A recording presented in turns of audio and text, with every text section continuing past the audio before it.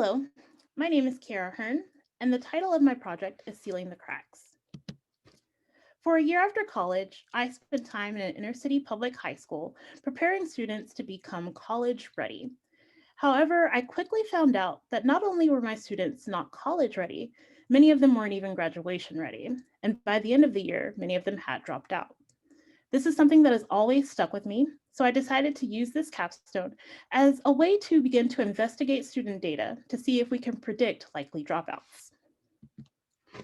For this project, I used Python and these associated packages and libraries, particularly Seaborn and Matplotlib for data visualization and scikit-learn for predictive modeling. The dataset I used is known as the Fake Tucky dataset. It's comprehensive data for over 50,000 students in the state of Kentucky, and the data is synthetically generated in order to mimic real-life student relationships while still protecting student anonymity. When I say comprehensive, I mean that the data was spread across numerous files, with lots of features including demographic data, class enrollment data, testing data, and even attendance information. So the first task for this project was to consolidate all of that data into one single file where each row represented one individual student. I then wanted to investigate my targets. So here on this chart here, on the left hand, we have our graduates, and on the right side, we have our dropouts. And I found that dropouts accounted for 19% of students. Powered with this information, I then decided to take a look at some of the features. So I started with my continuous data, particularly GPA. And here again, you can see dropouts are in orange and grads are in blue. And the distribution of dropouts tends to be more left-leaning, meaning that their GPA tends to be lower than that of graduate students.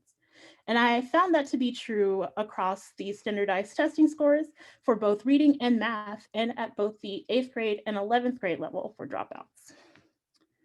I also took a look at some categorical data. And here again, you can see that dropouts are still orange. And for dropouts, about 70% of them were enrolled in some free or reduced lunch program, and about 45% of them were enrolled in some sort of alternative program. So after taking a look at all of these features, I decided to build a random forest model at the 9th grade level.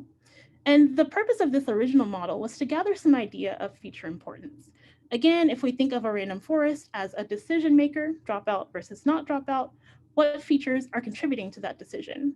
And the top 4 features were GPA, percent days absent, and the reading and math standardized testing scores. So I narrowed my feature matrix down to just those 4 features and built a new model.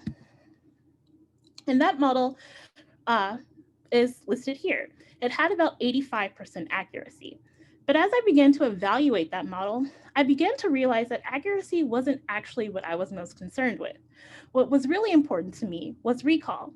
So if we take a look in the bottom left-hand corner of the confusion matrix on the right, we can see that for actual dropouts, for about 1,700 of them, I mispredicted as grads.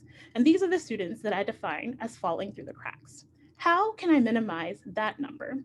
Well, one way to do that was by lowering my threshold. So after lowering the threshold to 25%, we can see that although I mispredicted more grads, I predicted correctly more accurate, actual dropouts.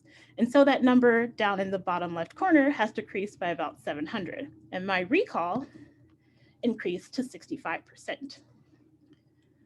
So after evaluating this model, I began to think, what if we predicted at the 11th grade level? And so I introduced 11th grade data to the model.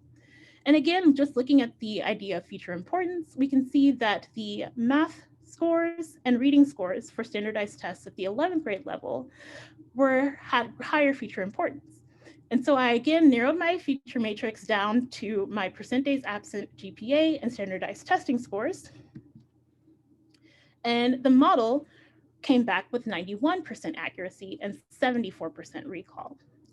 And so again, looking at this confusion matrix to the right and in the bottom left-hand corner, that means we're still mispredicting for about 750 dropouts. So I asked the question again, how can I lower this number? So I lowered the threshold. And again, I lost some precision with my actual grads, but I predicted more correctly my actual dropouts. And so again, I went from missing 1,700 dropouts to only missing 550 dropouts, with my final recall being 82%. So the next steps for this project would be to better investigate the cost of either predicting at the 9th grade level or waiting until the 11th grade level to introduce interventions to high school students. I'd also like to investigate additional features that might be indicators of whether a student is likely to drop out or not, and then to also explore data at the national level. And that concludes my presentation. Thank you for watching, and if you have any questions, feel free to reach out.